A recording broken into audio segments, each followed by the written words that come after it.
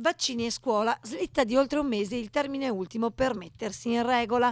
L'ormai famosa data del 10 marzo, quella in cui vaccinare i bambini da 0 a 6 anni, pena l'esclusione dalla scuola, slitta infatti nel caso del Veneto al 30 aprile. La notizia delle ultime ore, arrivata con una circolare emanata dal governo e che regala ai genitori dei bimbi nella fascia 0-6 anni 40 giorni in più.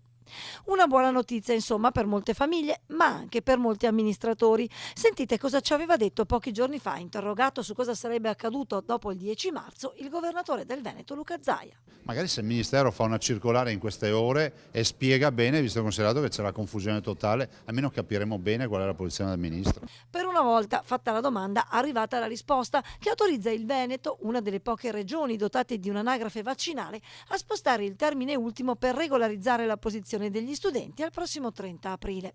Sarà in quella data infatti che i dirigenti scolastici dovranno comunicare i nominativi degli alunni non vaccinati e di conseguenza escluderli dalle lezioni.